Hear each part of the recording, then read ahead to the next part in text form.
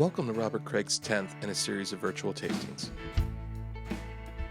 hosted by Elton Slone, with special guest, consulting winemaker Keith Emerson. This tasting features the Grade 18s, with a 2018 Gaps Crown Chardonnay, 2018 Howell Mountain Merlot, and the 2018 Diamond Mountain District Cabernet Sauvignon. We hope you enjoy the tasting. If you'd like to taste alongside Elton, these wines are available on our website. Also check video details below for links to future live virtual tastings. Well, welcome everybody to the Upteenth Million webinar that we're going to have. Welcome to my North Carolina crew there and outside of Charlotte. I know things are kicking off in style. To the Weirs and the Packers, of course. Everybody, there are too many people here to come on. We have a full house. I almost exceeded my allotment of attendees for this one.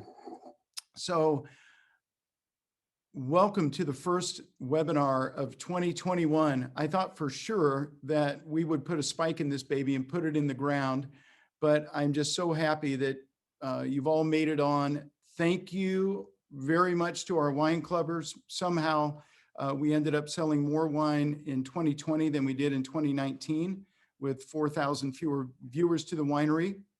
Here on the left side of my screen is my buddy and our consulting winemaker since late 2005, Keith Emerson. And then below Keith is the indomitable Jamie Castro. And Jamie, who manages all of our direct-to-consumer sales, she'll be handling any of your questions. And so please use the Q&A. If you use the chat, I'm not liable to get to it, but Jamie will take questions, and then Keith and I will pause halfway through. What a time this has been. I cannot believe we're kicking off. I cannot believe we're kicking off, 2021 locked even more inside than we were at this time last year. We just got outdoor restaurants open here in the Napa Valley.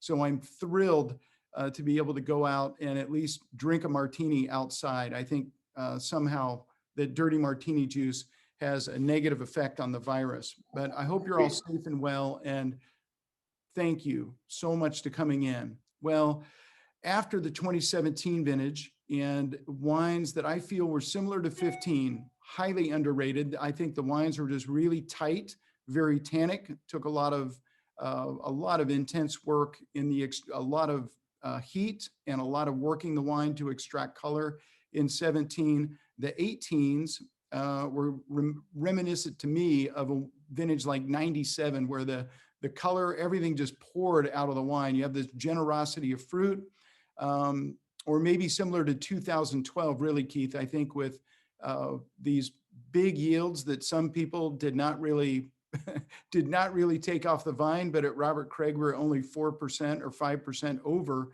our average yield, which is next to nothing. So for us, 18 was a tremendous vintage. And in the new year, in the month of January to late January, early February, we always release our Diamond Mountain and our Merlot and two of my favorite wines. And then we have this magnificent 18 Chardonnay along for the ride. So first of all, thank you to the clubbers. I want to introduce you to Keith Emerson sitting here, who is actually not somebody from Emerson Lake and Palmer, but Keith will do something musical after a few glasses of wine. I want to introduce you to Keith, who has really been behind the kind of revival of Robert Craig Winery and our quality program, the farming. And I'll tell a quick story and then ask Keith a couple questions. But you may start reading ahead now and crack that 18 Chardonnay, everybody. It's a laser beam with plenty of acid. So while I talk, I don't want you to dry out. But when I got to Robert Craig in 2004, way back in the day, I used to have to go up to the winery to make surprise visits in order to make sure that people were even working up top when I came in there. There was a lot of beer drinking and weed smoking and very little winemaking was going on. Guns too, Elton. There were guns. Oh, and guns. Yep, that's right. We had it all. It was like the Capitol building. But in any event, I called Keith and I couldn't talk him into leaving his post at Vineyard 29, which he had recently acquired to be full-time winemaker at Robert Craig, a wise decision for Keith because he's consultant to the stars now and has a great gig at Vineyard 29. But I called Keith and Keith came up on a Friday. And of course, you know, there was nobody there on a Friday afternoon. And I thought, God, these guys really cleaned this place up. Damn it. I wanted Keith to see what it was like. And Keith took a look around and said, man, this is a great vineyard. We can work with this. And he said, but the first thing, this place is absolutely filthy.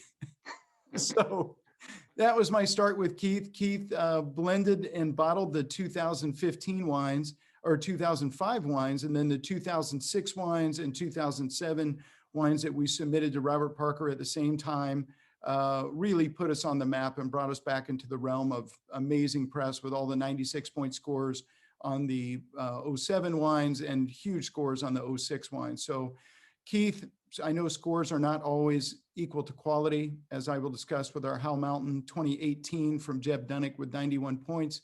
But I think just by brute fact of your appearance at the winery, we made better wine. So it's really a pleasure for me to introduce everybody to Keith Emerson. Keith, it's good to see you virtually without a mask on, at least. Yeah, it's good to see you too. Thank you, Elton. It's a pleasure to be here. Happy to chat with all these folks. Looking forward to some good questions too. That's right. We've got a couple of hundred on. It's not like Keith Richards playing a acoustic solo set, but there's quite a few people looking at us here in Napa. I'm in our tasting room today, by the way, in downtown Napa, which is once again open for outdoor tastings. And if it's raining and cold, we might just take you inside with the doors open. I didn't say that out loud. But Keith, in terms of Robert Craig Winery, I mean, what do you think, what has been your philosophy with overseeing, the changes that were made when you came on board? Absolutely. Yeah. A lot of it starts in the vineyard, I mean, every good wine starts in the vineyard, and farming practices, just making sure that we're treating every vine specifically, in one single block. Each and every vine needs to be treated differently, whether it's pruning or whether it's leaf pulling or fruit management, canopy management, just kind of that micro farming and getting down to every single vine and every single block. So that takes a long time. They're stubborn, and in order to either devigorate a vine or bring a vine into balance, it takes a few years. So it's been a real pleasure to work with our properties. And since the early days, Elton and the team have purchased new vineyards, and so we have to get those vineyards online and sort of learn these new vineyards, and transition them into what we consider super high quality vineyards. And then the transition of the first wine, for instance, the transition of going from Durrell Vineyard Chardonnay to Gaps Crown Chardonnay, we had to learn that vineyard and work with that farming company and make sure that we're comfortable with those blocks. So yeah, it starts in the vineyard, and then I could go on in the cellar, but well, we will go on and on. Right? But let's roll into this wine number one. I think the Gaps Crown. Yeah. Those of you that haven't known Robert Craig Winery very long, I mean, I can't believe I keep wanting to say 2016, but it's been since 2005. Keith, that's a 16-year track record of working with Robert Craig, and since that time, we've gone from 20% estate grown to 90% estate grown. Yeah. And we purchased the best. And now I think in terms of the farming companies that we're working with Pete Richmond for Howell Mountain, and you met with Phil Couturi today, right, on Mount Veeder? I did, yeah, absolutely. I couldn't do that because I had some more property acquisition departure to deal with. So I really miss seeing Phil at any time. But the most amazing farming companies, I hope that the people that got a chance to meet both Phil and Pete Richmond on the webinars earlier, because they're incredible guys. So let me take you guys to share screen. This is what it looks like on Howell Mountain right now, except today we have tons of snow. So if anybody thinks, man, there's no way I should come to Napa Valley in January or February, it is just so beautiful here. It's hard to describe without the teeming masses at the bars. Of course, with all of our restaurants closed, we have no teeming masses. but you know, this is just, it looks like Ireland in the vineyard. Then the mustard's going to come into bloom here anytime. So very, very beautiful. Remember, this is a little shot of our winery from overhead, and the Merlot block that we're going to be examining is just to the left of that house that appears first in your screen, the pump house, which because of the 80-mile-per-hour winds, I understand we lost about half the roof up there this week. Thank you very much, God. I needed just a little more of a challenge in 2021. I was ducking for the shingles the other day. I was definitely worried about some shingles hitting my head, and there was a lot of snow up there. Oh my God. And you know, for us, we have all copper shingles up there, which, so it's like a meth head Easter egg hunt. Every time we get a high wind, it's all about the copper shingles. Here's a shot. I've been thinking a lot, you know, of Lynn Craig. And Lynn, if you joined as a guest, I haven't seen you on, but I'm thinking about you there in Arizona. She lost Bob and then lost Brian Craig, her son, their son, shortly after. It just due to an autoimmune disorder. It's just awful. But Lynn is doing well. I talk to her frequently, and one of the great ladies of all time. There's Bob trying to steal my wife. Shelly wanted me to say hi to everybody. And now, oh, I had to throw this one in, the Weirs. So I hope you guys, Debbie and Kim, are doing well, and the whole gang. But these two are keeping the Craig in business despite the headwinds of 2021. So here we have Keith. I need your photographer. That's all I'm going to say. That's a great shot of Keith. And for those of you that don't know Vineyard 29, Keith, you've been the director of winemaking at Vineyard 29 for how long now? Since 05, the same year I started with you. God, you should have come over to Craig. What was your first 100-point wine there that you made at Vineyard 29? I'm shy. No, it was the 2013 Vineyard 29 Steakhouse. All right. Hey, Holly. Well, I noticed, you know, Holly was really hugging up on Antonio there. So that's tremendous, Keith. Here's Keith and our awesome winemaker, Jason Price, doing what they always do. They act like they're working when I appear, but it's a lot of tasting, a lot of time in the cold and wet. And what can I tell you? Everybody that tells me, oh, you know, I'd love to get into winemaking, I'm like, we should take you up to Howell Mountain and have you spend the winter up there working sometime. It is cold and wet and miserable. Yeah. 20 minutes up the hill for me. It takes me 18 to 20 minutes from Vineyard 29 and Robert Craig. And I go there multiple times a week. And man, it's like 20 minutes, 20 degrees difference. It's crazy. It's cold. Yeah, it's another world. So we got snow, a big snow up there today. Yeah. Here's Keith in his natural habitat. If any of you ever here, you know, we're only allowed to invite direct family and workers at the Craig to Carlos Mendez, his annual carnitas barbecue in the shed on the Affinity property.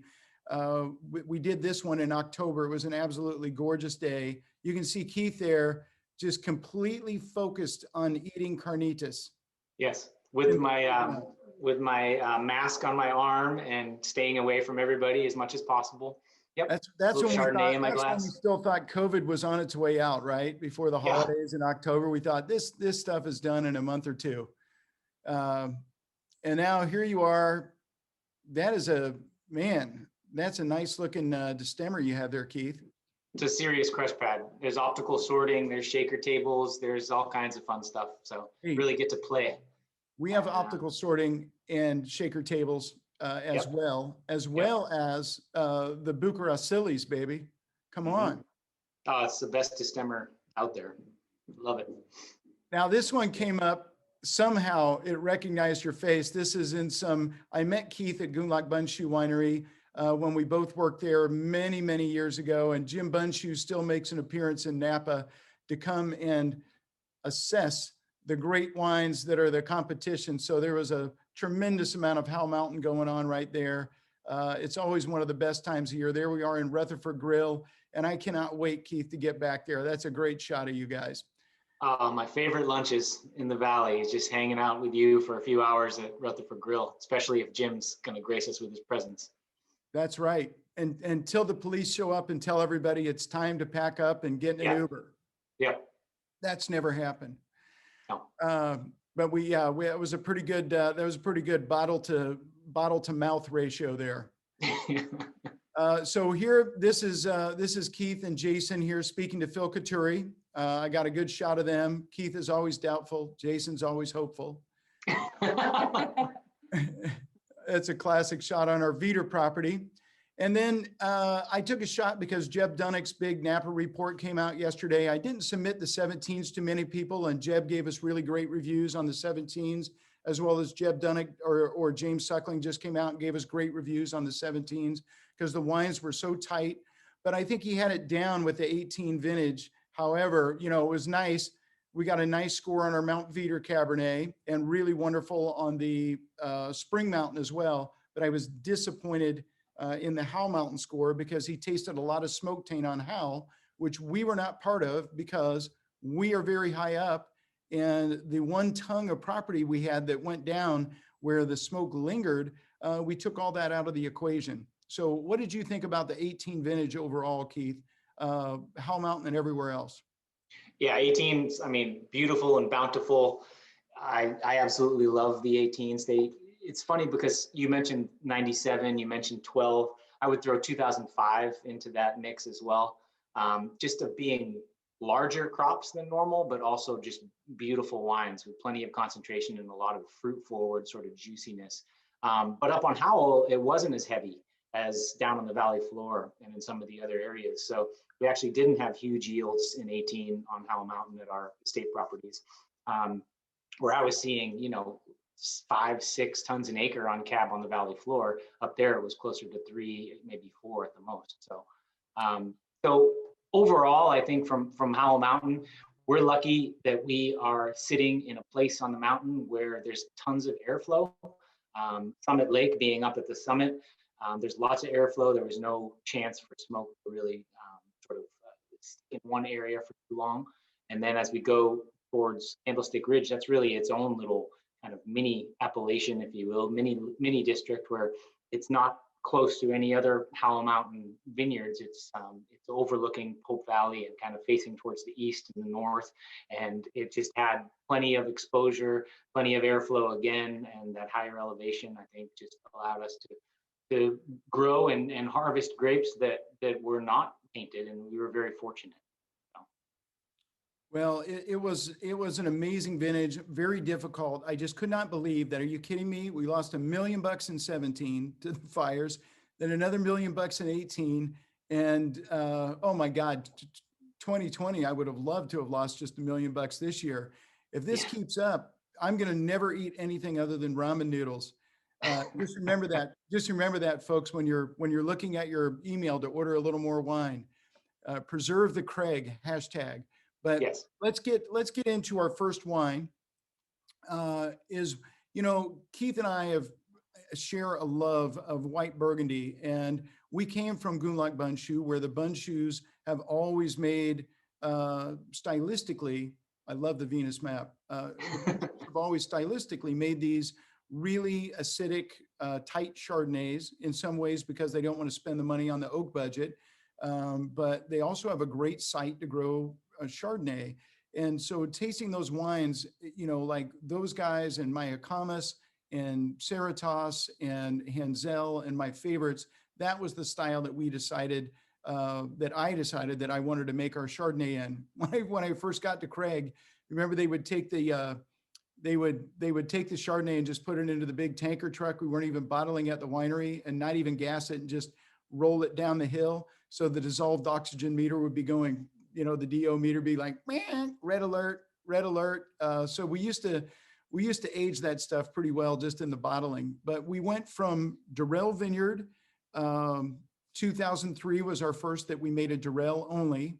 And that was when I remember we released our Durrell Vineyard Chardonnay. I looked at the label and I said, Lynn, does Durrell have 2 R's? That was a classic. So I remember that. A lot of label soaking. But we went to Gaps Crown because we were searching for that more acid. So Keith, what would you say? Let me flash the share screen. And what would you say is the biggest difference between our Durell Chardonnay that we made from 2003 to 2012. And then Gaps Crown, our first vintage was 2013, because we were going to stop buying from those guys. And simply Bill Price, who founded Texas Pacific Company and owns both vineyards, as well as Kistler and Three Sticks. I just said, Bill, this is not giving us the Chardonnay that we need. And so what would you say is the biggest difference between Durell and Gaps Crown? Yeah, I mean, number one, from a farming perspective is, again, I talked about it on Howell Mountain, but it's airflow and it's wind and temperatures. It's cooler. So Durell was great. And we actually had one small little block. We had 3 blocks at Durell, and we had one small little block that was producing the style of wine that we wanted to make. It was producing beautiful, beautiful clusters, the hens and chicks Chardonnay, Wente clone Chardonnay with hens and chicks. So smaller grapes on the same cluster with larger grapes, concentration, grape depth and purity. But then we had 2 other blocks that we were not happy with, or not satisfied with. And unfortunately, there was only a tiny bit out of that one rocky block that we were able to get, and we wanted to make more wine than that. And then we kept talking about acidity and freshness and lower pHs, higher acidity. And that was actually Steve Hill's idea was, well, maybe you should check out Gaps Crown, because that's what you're talking about. The wines coming out of there are more tight, and they have great acidity, and they're more fresh and vibrant. It's just colder. So you go around the Stage Gulch there, go around the mountain, Sonoma Mountain, and on the other side of Sonoma Mountain is where Gaps Crown sits. So it's facing towards the west, as opposed to Durell, which is kind of on the benchland facing east. So now you're less protected. Durell has a lot of protection from that mountain, and it doesn't necessarily get all that wind and airflow from the Petaluma Gap. Gaps Crown sits right there. It is in the Petaluma Gap, higher elevation. And the 2 blocks that we decided on, and now we've sort of fine-tuned, are just meticulously farmed. I mean, if you drove in there, you would not see a single shoot out of place. Every single cluster is spaced out. Every cluster is tiny and concentrated, and the farming is just incredibly meticulous. And our 2 blocks hang. There's a lot of hang time, so there's development of flavors, and the acidity is preserved as long as that thing hangs. I just think the wines are more pure. There's more of that sort of mineral slate, the whetstone thing going on. And the way we make the wines, we've been able to preserve that freshness. We do a little bit of barrel stirring, a little bit of oak, a little bit of new oak, just for integration and for sort of spice and complexity. But we don't over oak it or anything. We don't put it through malolactic fermentation. We keep it all on the malic side, keep it nice and fresh, high acid. I think this wine is a beautiful oyster wine, which is what Elton always wanted, and it's a wine that's going to age pretty well as well. I'm loving it. That's right. That's why it says on the back label, a portion of your purchase will go to the Tamales Bay Oyster Overpopulation Concerned Citizens Alliance. And that is a joke, but people are always commend me for giving to charity. So let me hit share screen. And, for me, I love high acid Chardonnay. And this is a great shot of Bob. And this is Steve Hill from back in the day. It's Toll Merritt's father-in-law, and Toll used to farm our property before going back to work with the Bundschuh family again and their stuff. And you can see Bill Price and his face, even for a guy who's worth a couple $2 billion, he didn't like to hear that his Durell Chardonnay was too fat. Do you remember that taste? I think you were there, Keith. I was there. I was definitely there across the table. Yeah, that was the old tasting room. I cut you out because that was before you had any 100-point wines to your name. So I, clipped you out of the picture just in case things went wrong. But I had hair then. Now I look a little bit more like Steve. Yeah, I'm telling you. I mean, I think Toll might be acquiring that look next. But really, man, that was back in the day. So we've been making wine with that for a long time. So though we're famous, it's Bob's legacy that really myself and the crew here are continuing in producing these mountain Cabernets that feature these individual mountain vineyard sites from around the valley. Chardonnay for me is not an afterthought. And so we give it all the care that we do anything else at Robert Craig. Here's a perfect bunch of Gaps Crown fruit. And then here is a shot of the rose at Gaps Crown. And like Keith says, immaculate in the farming. although there is a bunch of weeds down there near the drain. But it really, I mean, it gives off these small clusters. To me, you know, what's great in tasting the 13 wine and 14 was, to me, a little bit riper than I like our Durell or our Gaps Crown Chardonnay, but those wines are just absolutely gorgeous. So I think that this wine that we're having, this 18, is going to have a 25 to 30 year life in the cellar. Okay, that with as well. that being said, Keith, I think, you know, as we go through, I think we're going to take a look at even higher pressure at the press, and maybe some larger, you know, fooder type casks to ferment in. You know, we'll see. Yep. What are your thoughts on that? Should we go to concrete? I love what concrete does to Chardonnay, especially very high acid Chardonnay, so cold climate Chardonnay. If you ferment those in concrete tanks, little concrete eggs, you're going to definitely bring a little bit more roundness, a little bit more texture to the wine.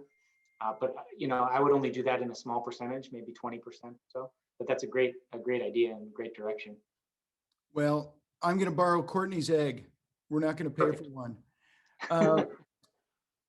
Yeah. Hey, well, let's talk serious business now. This Chardonnay, I'm telling you, I think the 18, Keith, my favorite so far that we've produced is 2015 of the Chardonnays.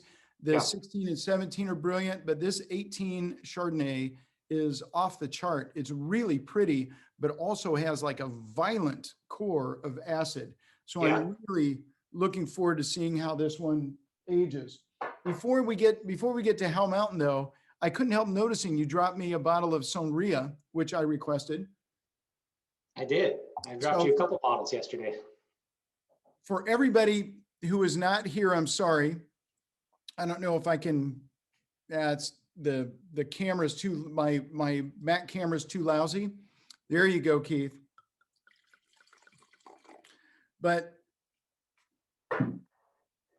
everyone's fee for coming on my thing is a couple bottles of wine, of course. And then we will offer you a little Keith Emerson's very small lot, his own personal wine.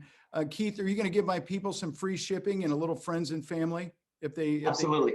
Yeah, we'd love to extend our friends and family discount and free shipping for your first order. We've got a couple different wines that we'll taste today, and I can, you know, you can email me and I can send you an order form. We can do that later on. I can give out my email address, whatever you want to do there, Elton. Excellent. Well, we'll put you on. We'll give people a link to you guys, and if you don't treat them right, you know, we'll just say it's their fault, and you can continue to make wine with us. That's how important you are.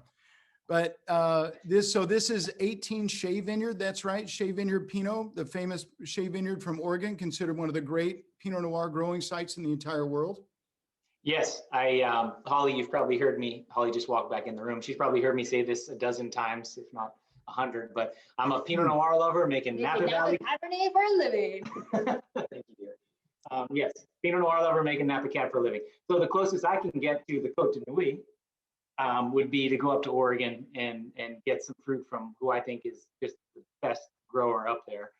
Vic Shea and I have become good friends, and I'm working with some other vineyards up there now too, which is a lot of fun.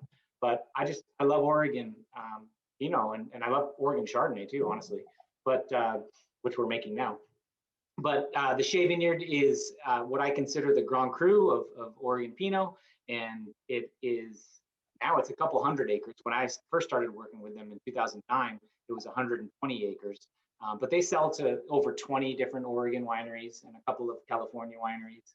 And I first contacted him in 2009 and said, you know, my daughter was born. I wanted to do something dedicated to her. And I said, you know, I'd love to get some fruit. And he says, so would everybody else, you know? And so he said, well, let me get your contact info and you know, maybe if something comes up, I'll let you know. And then about 4 months later, he emailed me. No, he called me actually. He doesn't email, he calls. He called me and said, hey, so I've got a block that just opened up.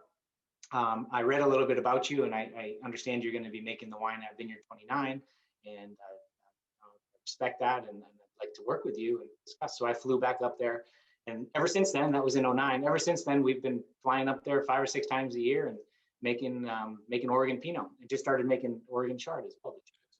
Well, that's awesome, Keith. Yeah. You're almost exceeding your own marketing time here on my webinar. But There you go. I don't have to say anything else. Just enjoy it. The Craig buys Keith's wine every year, and we have a case up top of that '09 Pinot Noir that we're working through, your first vintage. And '09 was a tough year in Oregon, and that wine is amazing right now. And this wine, what is this? Is this like some crazy price now? I mean, Jackie always would buy it, and Kirsten. Yeah. So I haven't seen a bill in some time for it, but what's the retail? 60. It's been 60 since the first vintage, since 2009. I've never changed the price. Reasonable. This wine is insane, brother. I got to tell you, I hate to admit it, but it's really, really gorgeous. It's, since we're doing Merlot and Cabernet, we're doing Bordeaux, but I do love great Pinot, and this 18 is smoking, which is also a great vintage in Oregon, for those of you who are wondering. Thanks, Elton. I appreciate it. Lots of love. Appreciate it. It's a fun little one-person project, if you will. I love it. That's right. That's I enough. punch it down by hand and just have fun with it. Elton, we have a couple of questions. Can I answer that? Just because they're specific to the Chardonnay, so I didn't want to lose them. But we have, so Jonathan Kuhn had asked, first of all, he said hello to everybody, and then he wants to know, how do you know that a white wine like the Gaps Crown will cellar for 15 to 20 years? And then on the heels of that, Alexander Houlihan asked, why are you excited about the acidity in the Chardonnay? And I felt like both those questions went kind of hand in hand. So maybe you guys can elaborate. Well, I'll start by saying, Jonathan, thank you so much for coming on again. Don't you know that I know what I'm talking about? Do you see the size of my head compared to the hair? I have tons of hair, and the head, it's the brain that stretches out my forehead. So I know for a fact that these are going to age 15 years plus. I would say my answer is, when you look at typical California Chardonnays, I think, Keith, it's fair to say that the pH is like 3.75 to 3.80, very typically, sometimes for the racier ones down in the 3.6 range. And there's an inverse relationship to pH and acidity, acidic nerve to the wine. If you're talking about Ravenot Chablis, it's usually, or Dauvissat, or another great, really tension-filled Burgundy wine. It's generally around 3.3. And our Gaps Crown Chardonnay resides in that area from 3.18. We've had it as low as 3.36, 3.37, very typically. So this is 3.36. Yeah. 3.36. My answer is that I know for a fact numerically, and what we're seeing with the wine. I mean, if you've tasted a 2013 recently, it is really young. I mean, the color is not even starting to change. And then in terms of why is acid a good thing, is acid, like the great German Riesings of the world and the great white Burgundies of the world, is what preserves a wine. It gives the wine its nerve and its tension and its soul. And so, Keith, what would you add to those questions? No, I completely agree. And acidity is the key. But then on top of acidity needs to be structure, and it needs to be body and weight. And, as opposed to maybe a high acid Gruner or Sauv Blanc or something that's tight, and, it has acidity, but it doesn't have any structure and it doesn't have any weight.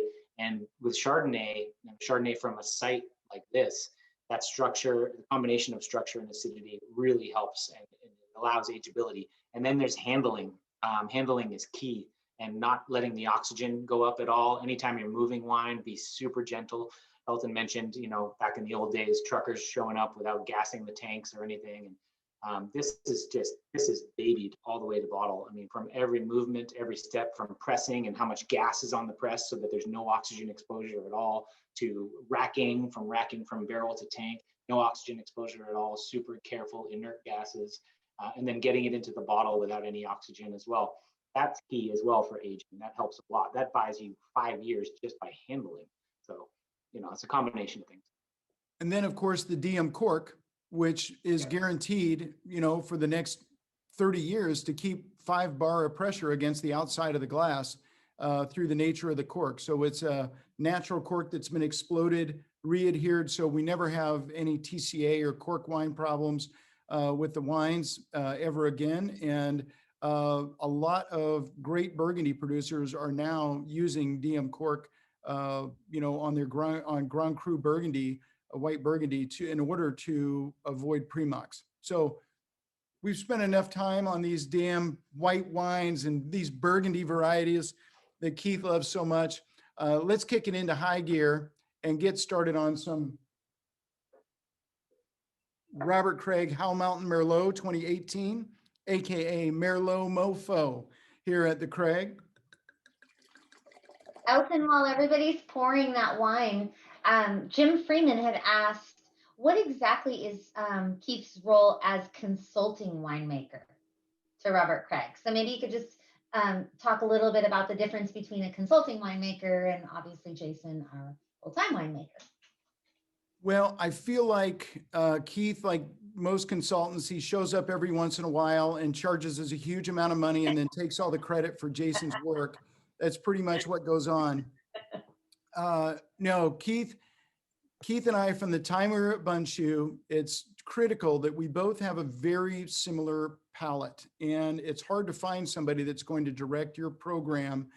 You want a winemaker to be that way, and we were at odds with the winemakers that were here when I started, and in some ways at our old work together, I think. And Keith has always had this drive. You can't instill in somebody the drive to make something beyond. And Keith has always had that. And so when we spoke, he said, Elton, if you're willing to do this and this and this and put it down in a budget and do these things, we can make the best wine in California. Now, because of our image as a winery and what the press has always thought about us, and our wines are not $400 to $600 a bottle, we may never get a 100-point score on a Robert Craig wine unless it's in a brown bag. But I feel like Keith has taken us to that place where we make those wines. So it's been a continuity. I mean, we miss Stephen every day, but he's happy in Lake Tahoe now with his family. And Jason, who came from Checkerboard, which is a hell of a joint, to be with us and has worked extremely hard, I think has taken the level of the wines up. And you have to have a winemaker that is going to be totally committed. But the consultant, I think Keith has given us this continuity as people have come and gone from the program, which has only been one person really since I've been here, or two people. For many, many years, I think Keith gives the passion to look from the outside, a second opinion, a third opinion. It's really Jason and Keith and myself that are assembling the final blends and looking at what we do. And so my deal is Keith is worth his weight in gold as somebody that has a tremendous palate, the ability of similar palate to mine in terms of what he likes to see and balance in the wine, acid tension, vineyard expression, not overmade wines, wines that aren't clod hoppers or sweet. I don't like residual sugar in my wines. So Keith is like-minded. That's what I'd say to that. So let's move to Merlot. I'm not going to let Keith answer any of that because he'd just be tooting his own horn. But I had a good one too. Let's move to Merlot. I got to say 2 seconds, Elton. Come on, give me 2 seconds. So as opposed to every other client I have, including Vineyard 29, including my own wines, etc., what I would say, the way I would answer that question for any other client is that as a consultant, I drive the style. I drive the style of the wines. But at Robert Craig, Elton drives the style of the wines. So it's unique for me with all the different folks that I work with and all the different clients that I have. It's unique for me to have someone who, the owner, the person that knows, exactly what he's trying to do and what he's trying to make. And then, so for me, that's fun. Okay, I can do that. I know exactly what you're talking about. But for everybody else, I would tell you that as the consultant, I drive the style of the wines. Well, I drive the style after you guys have assembled the automobile and put the engine. Keith, you are the man. It's just been great working with you. Just tasting this Merlot and the Chardonnay, I'm getting so fired up. So let me take you guys to Howell Mountain here. we're gonna miss our time crunch if I don't hurry this up.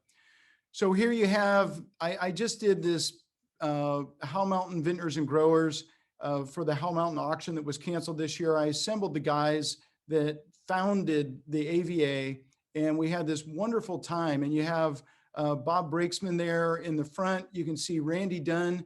The guy looks exactly the same. This was taken in 1983, I think, and the AVA was established in 1981, the first nested AVA in all of California. So you can see Randy Dunn in the California hat, Mike Beatty, you have Mike Lamborn, one of the originals, and then, oh my God, this gentleman here who I should know who that is, but I don't, in the purple shirt. I think that might be somebody from Park Muscatine, but I should know that is, but I do not. But moving on, again, for those of you that have done many of our webinars, I have to just say, the Howell Mountain AVA begins at 1,400 feet of elevation, so it's above the fog, and that's what makes it this incredible place to grow Bordeaux varieties like Cabernet Sauvignon and Merlot. And my favorite Bordeaux wines are Chateau Petrus, which Keith and I have had the pleasure of wrecking Jim Bunshue's supply of that over the years, and Vieux Chateau Certain, which when I started buying it was about $80 a bottle, and now it's 500 plus. It's become ridiculous. But those Pomerol wines are Merlot based. As you get above the fog, we're at almost 2,400 feet on Howell Mountain. You have this long, cool growing season, so you don't have these big temperature spikes, longer hang time, smaller berries, more intensity, it's more about place and expression of place in the wines. And then in the evenings, because you're above that inversion layer, the temperature stays cooler or stays warmer. It doesn't cool off. The cold air sinks to the valley floor, and you get this non-photosynthetic development, lignification, the browning of the stems, the seeds, and you get, so even though these wines have massive tannin from the high skin to juice ratio, you get this really great resolved tannin, these really beautiful round tannins. So I hope, God, it's just terrible. We haven't seen anybody up on our sofa for some time. It's been a long time since Kim and Debbie and I sat up there. So this is the rock that this is grown on, a basalt series rock on our Howell Mountain Winery estate, which is just about, as the crow flies, about 500 yards.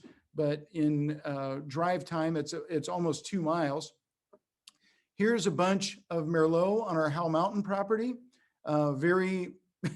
Take a look at these bunches. This one in August when it's going through veraison.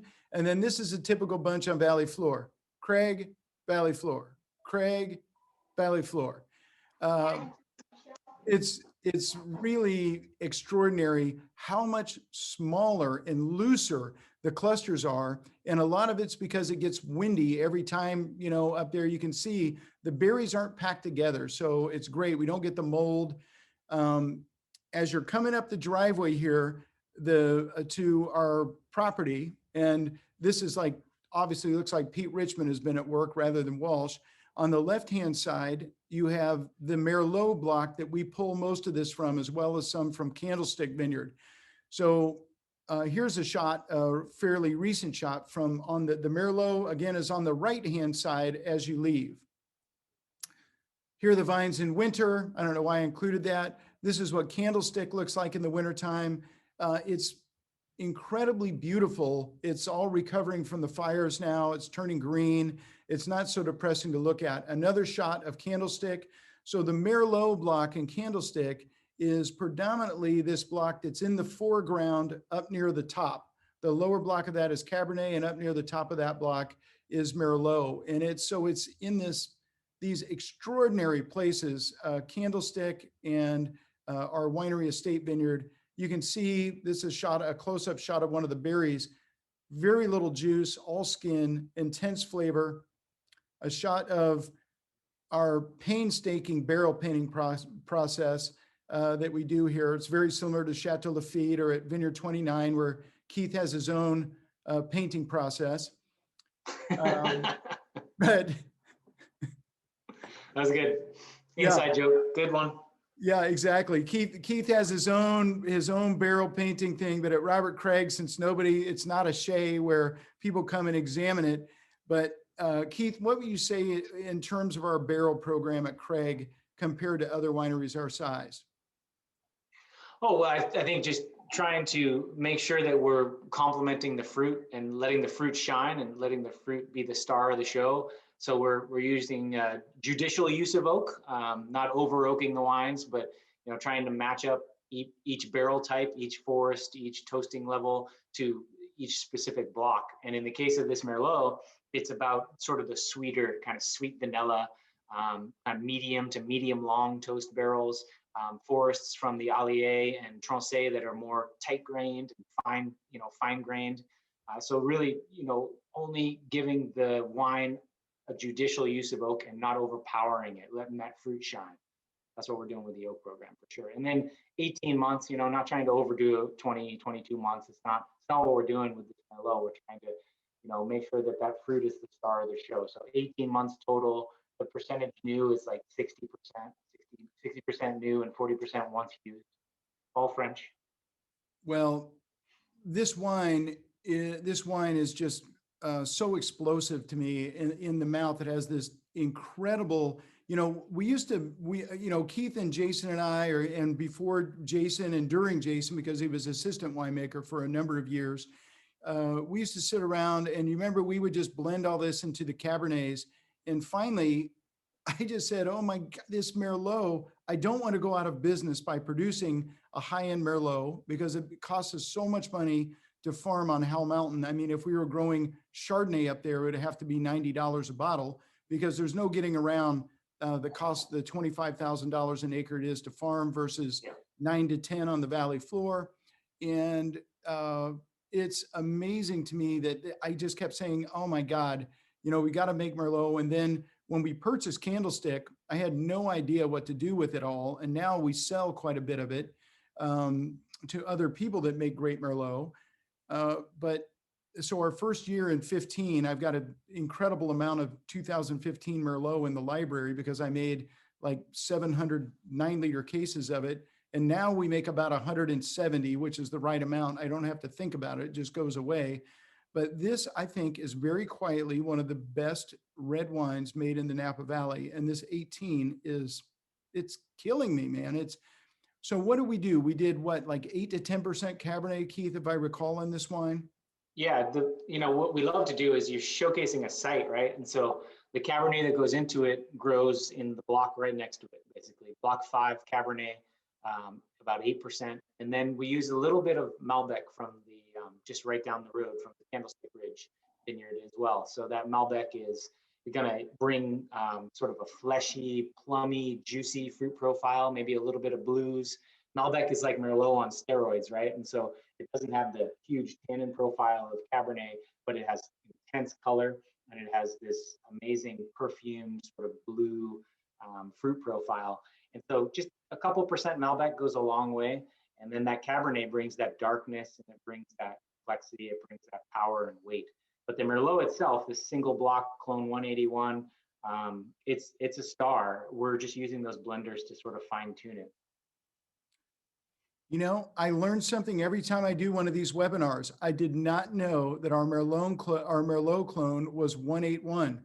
I do know, in looking at, we examine through a lab what kind of color density that we have in the wine, the bonded molecule count, and of all things, in 2018 and 2019, that Block 3 Merlot was the highest intensity and color count on the entire property, which is astounding for Merlot. I mean, this really is somebody that wants to go down the rabbit hole. I would say it's a Cabernet lover's Merlot, except that's such a lousy expression. It really is a Bordeaux lover's Merlot. I mean, this wine, I am so looking forward to this wine in, God, 20 years from now. I mean, Yeah. I think if you can wait 8 to 10 years, it's going to be firing on all cylinders. And then being the foodie that I am, I think of this, we're going into the diamond next. And this wine for me is the lamb or the, maybe the filet, whereas the diamond gets more towards the ribeye and the fattier meats and stuff. So yeah, this is more that lean, beautiful lean meat, I think the company Yeah. Around Shelley, it gets next to the chicken or the chicken or the chicken. Rick Brennan wants to know, gentlemen, could one of you or both of you describe what you're tasting in the Merlot? Keith? Yeah, happy to. Yeah, I get the darker, like the Bing cherry. I get a lot of that. That's sort of the driving profile for me. It flirts between reds and blacks. I always talk, as Elton and I discuss quite often, I always talk in colors when I'm talking about red wines. And for me, it flirts between the reds and the blacks. So like that Bing cherry, that deep, deep red, and then a little bit of cassis and black currant and things like that. But then I get this beautiful sort of dried tobacco leaf or dried lavender, which is signature of Howell Mountain. That little bit of perfume as well. And for the oak profile, I think it's very well integrated. There's no oak shining, but if there's anything I get, it's a little bit of like a sandalwood, sort of gentle wood integration, and a lingering finish with great acidity. Yeah, it's amazing to me, Keith, that we spend, I mean, as much as any small winery spends on an oak program for the wines. We spend a huge amount. These are all French oak, handmade barrels, from the best producers. And I get like zero oak almost on the wine. I get this Howell Mountain sort of brambleberry underbrush, and then it has that sort of red burst, but the base tone is that pure, like crazy cassis black fruit too. Yeah. Is running in the wine. You can see the color of the wine is intensely deep. I mean, this is a rare case where we blend a little bit of the lighter Cabernet and then the Merlot to actually help the Merlot unlock a little bit. It's quite the wine. Yeah. Rick, and the Cabernet is the one that actually has more of the herbaceous characters. It has more of that brambleberry or that dried lavender that I mentioned. A lot of that comes from that Block 5 Cabernet. That's one of the, the maybe not as heavy, not as concentrated blocks on the ranch. It works really well in the Merlot, I think. Yeah, it's a terrific wine. And Rick, let me just say, it's so good to see you on. I hope all things are good and you're able to get out and get a mountain bike ride. And to the Watsons, I left you off the deal as well, but to Mary Bellinotti and Skip, I love you guys. You're keeping us rolling. So let's work our way into Diamond Mountain. I enjoy doing this so much. It's so good to see everybody back again. I cannot believe we're all still locked down drinking wine, but here we are. But these 18s are really something to behold, and the 17s have finally unleashed themselves. So these are tasting like barrel samples, but really good barrel samples. Elton, while everybody's pouring themselves from Diamond Mountain, we did have a question from Jerry Bagel, and he was asking, what sorts of things do you have to learn from vineyard to vineyard? So when you're educating yourself. Well, I'm sure he's heard it before, but with Jerry, it's always everything. Jerry, that's a great question. And Keith, I'm going to throw that over to you since people listen to me all the time. And I would love for you to weigh in on that as a winemaker. Yeah, absolutely. It's a good question, a great question. And for me, I think I mentioned it a little bit before, but just trying to showcase what each and every vineyard has to offer and trying to figure it out at first. So whenever I first start working with a vineyard, the first thing I ask, if it's already planted, if it's already an established vineyard, I would say, any samples from last year or the year before, can I taste it? Who bought this fruit earlier? Who used to buy these grapes and stuff? And then I find out who that is, and it's usually someone I know, and I get samples. So you're learning, like, what has it been? And then you walk with the farming company and you try and figure out, or my favorite thing is to walk with the actual foreman. And whether it's in English or Spanish, I'm trying to figure out exactly what they think of that particular vineyard or that particular ranch. And then I'm thinking of ways to improve it. I'm thinking of, what does the soil have to do with this? What's the composition of this soil, and how is that going to contribute to this bottle of wine? All right, how are the farming practices? What type of pruning do you use? What type of cover crops do you use? What type of canopy management, irrigation strategies, everything. You're just kind of going down the list of things and then fine tuning. And then, all right, how can I improve that? How can we improve that together? And so each site is different. There could be 3 different vineyards right there on Howell Mountain on Summit Lake Drive, and they're completely different. So, just learning and working with everyone from the ground level up, I think is really important. And being a team and collaborating, having those important vineyard meetings where you're out there, figuring it out and improving things, that's important. Yeah, I think one of Keith's tremendous strengths as a consultant is his knowledge of the vineyard, and that cannot be overstated enough. Some winemakers rarely go into the vineyard, which blows my mind, because that is where 90%, 85 to 90% of the wine is made, is in the vineyard. I mean, if you cannot make a great cassoulet if you don't have the right ingredients. And so I think that is the key. And I think about a family like, the folks at Lafitte, who are a 6th generation, or the Bunchus here, who are the 7th generation. When you have that many tries, we've had such a limited number of tries. So we rely on knowledge. Of course, our ability to understand what's going on scientifically with the different vineyard sites and the wines is vastly improved. But you have years like in 2020, I said, these vines look way too good. We have got to, the LWPs, the leaf water potentials are way too low on these. We gotta stress these mofos. And so of course we were running in the 13s when we got 110 degrees on the top of Howell Mountain in September. So we had to bring in all this fruit early, and that ended up saving some 2020 vintage for us. Because we didn't get smoked out on that portion. But I was furious with the farming company, and then they're like, play the tape, Elton, here's you. So you learn things about your vineyard as you go, and it's too numerous to describe. Let's get to Diamond Mountain. We've got about 6 minutes or so left, so I want to make sure we roll over to Diamond Mountain. And for the chat questions, thank you, Victor, for coming to the Craig. I'm going to say to Paul Pettit, no problem with the soil post-fire. Didn't do anything to the soil, just some vine repair. And to Christy, the Diamond Mountain elevation is right at 2,000 feet.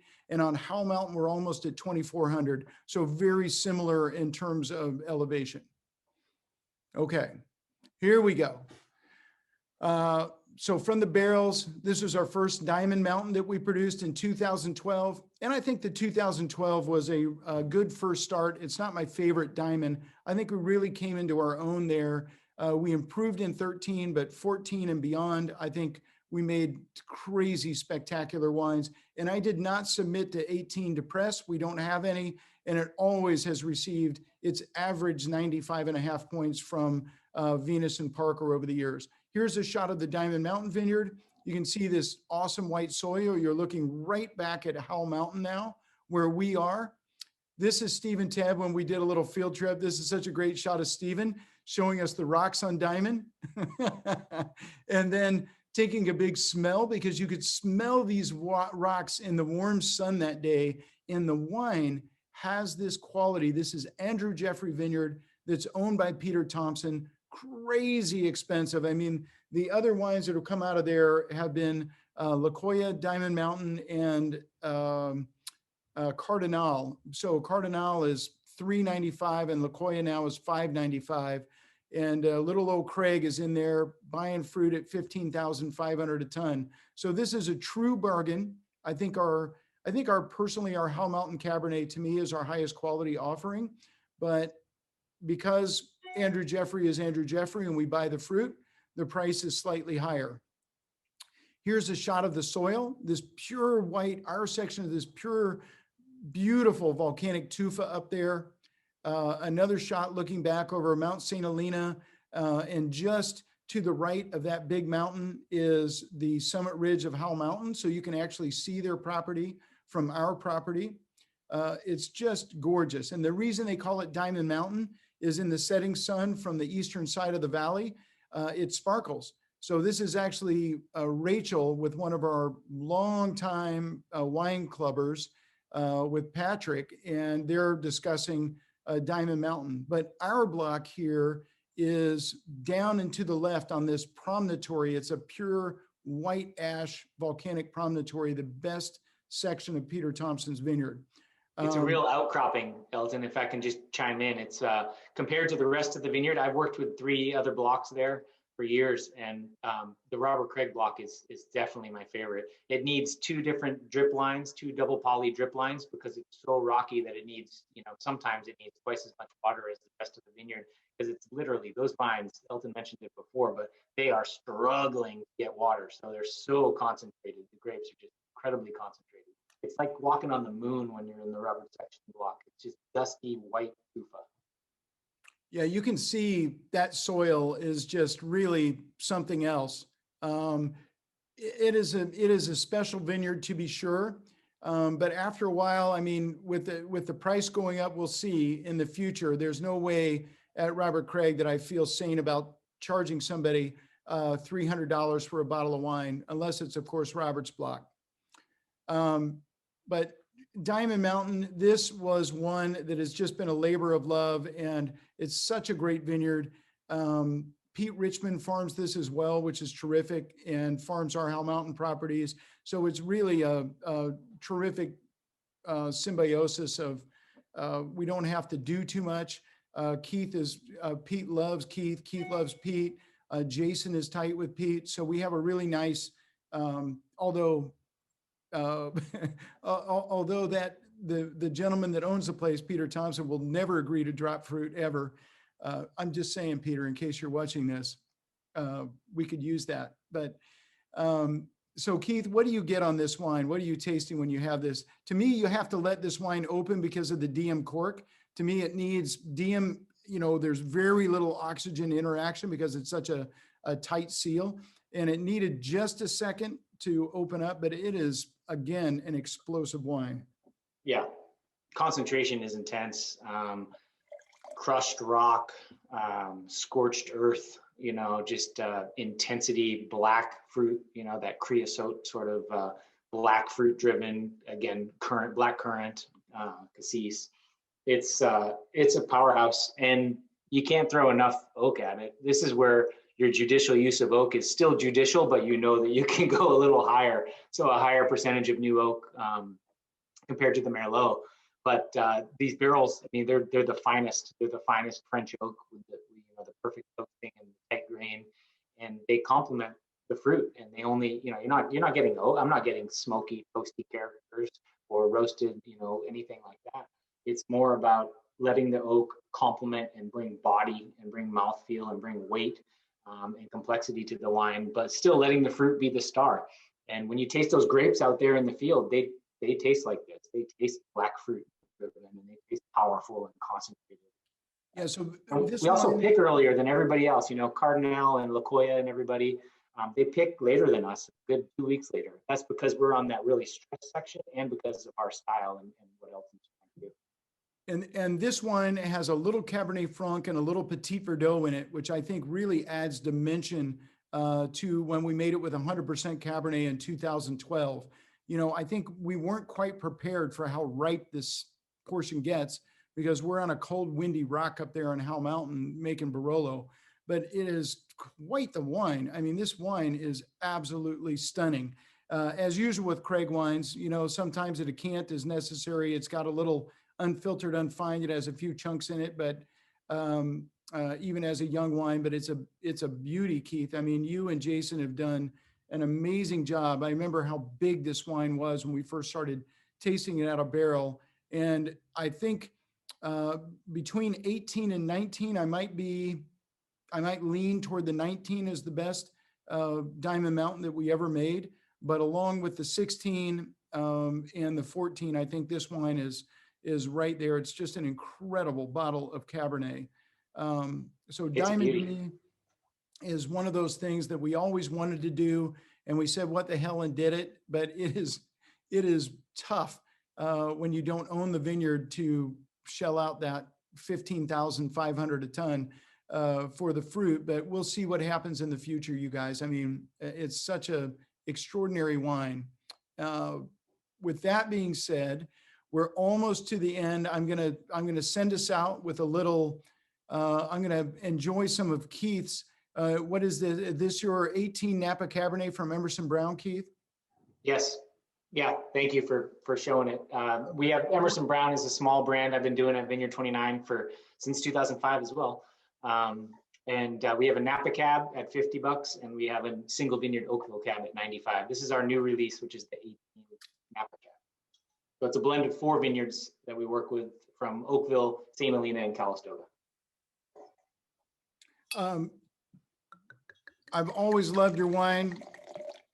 Well, to the gang at the Craig side, I hope you get a chance to get on Keith's mailing list. His wines are so reasonably priced. Is this 60 as well? 50. Man, I'm really never having you on again to offer your to offer your wine. These are incredible wines, Keith. Oh my God, this is nice. Thank you. Now, are you still partners with Mr. Brown, your founding partner of this wine? Yeah, we started. Brian was my assistant winemaker at Vineyard 29, and he worked there for a few years, and then he went to Round Pond and sort of built them up from the beginning. And then he moved down to Paso Robles, and he's living down there. Got married, and his parents moved down there too, and they've got a ranch, planted a vineyard, built a winery, and they have a tasting collective in Paso where you can taste Emerson Brown and Sonria too. Actually, so he's doing well. So I'm doing the production stuff up here, and he's doing a lot of the sales and a lot of the business. It's much more business oriented and a much more production oriented. Keith, you're very production oriented. Well, this wine is delicious. And I'm going to give one more shout out, to Marianne Nugent and her husband, Paul, Hubner. Hey guys, it's so good to see you on. Michael Nugent, my business partner and one of my great friends in life, passed away, in the early fall this year. And so it's just been tough. And I just saw a little chat from her. So I want to say to Marianne and Paul, thanks so much for coming on. You guys are amazing. And Keith, man, I cannot believe that I've been here 18 years and you've been here 16 of that. And I see the wines continuing to progress. I wish to God you didn't make such a great Pinot Noir for 60 and a great Napa Cabernet for 50. How much is your Oakville Cabernet? 95. 95. Okay. Well, now you're getting reasonable. It's still too cheap, but what a pleasure to work with you all these years and have you on. Do we have any more questions, Jamie, before we go? We have a few, and one in particular that I was hoping you could answer. Dan O'Connor had written in, and he wanted to know if you could describe your palate or the profile that you're looking for in your mountain cabs. Dan, that is a great question. And for me, I think everybody that's read my lengthy pieces for the newsletters understand that I am an old world guy. I really like balance. I want the wine to be what it wants to be. So there's no wine here ever made in a boardroom. I just remember how thrilled I was when I started in this business in the mid 80s and I sold for National Wine and Spirits out of Indianapolis, Indiana. And I would taste wines like La Joda, before the Jackson family bought it. Although Chris Carpenter is a hell of a winemaker. And Hanzel, these wines that so spoke of a place. And William Sellium, back when, you had to kill somebody's mother to get an Allen block or a River block. And now, of course, that's purchased by the French as well.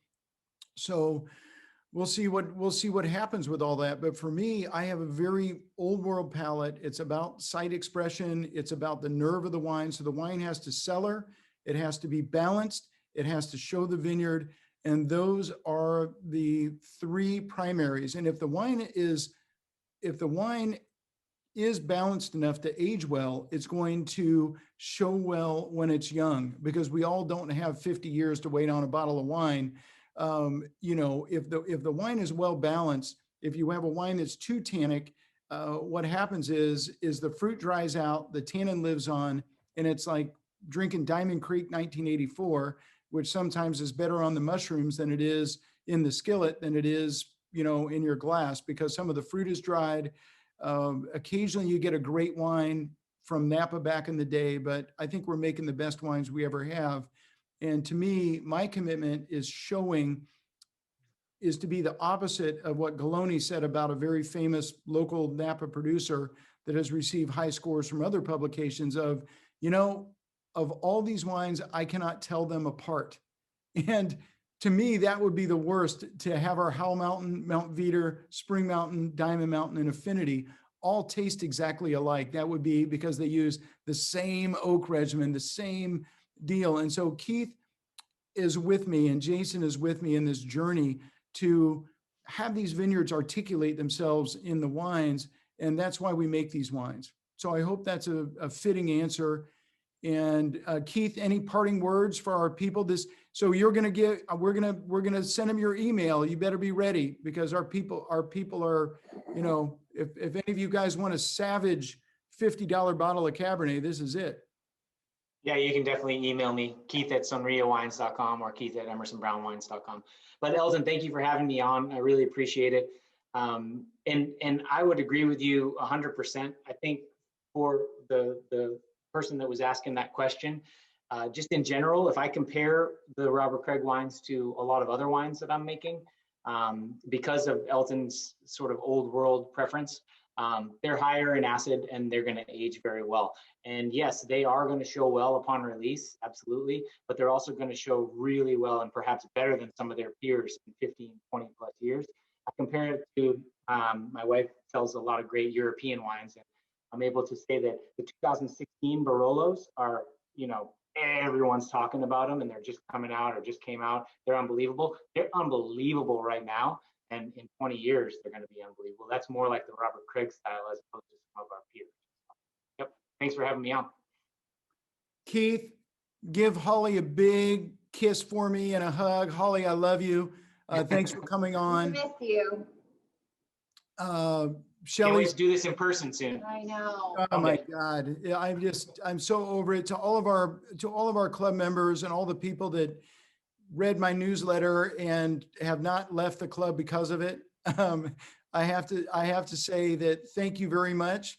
And to everybody that's joined us and continues to join us, we love you. It means so much to me and to the rest of the Craig family here. So Jamie, thanks for coming on. I may have to get some of these texts. Thank you so much for everybody. I usually try and disable the text because I never get to it and just stick to the answers or the chat, but we love you. We've exceeded our time, and all I can say is safe passage through the end of this frickin' virus. Come see us in the Napa Valley. The tasting room is open again. Casey's already gone into COVID and come out of it. He can't infect you. That's probably violating so many health code laws right there. But, I'll have COVID already. Just come visit. that's right. Who needs vaccines? Casey's been to the precipice and looked over, but he's back and we're serving. So I hope we see everybody, and love to all my people out there. Thanks so much, Keith and Holly, Jamie. Rock on. Thank you, guys. Thanks, Bye, guys. everyone.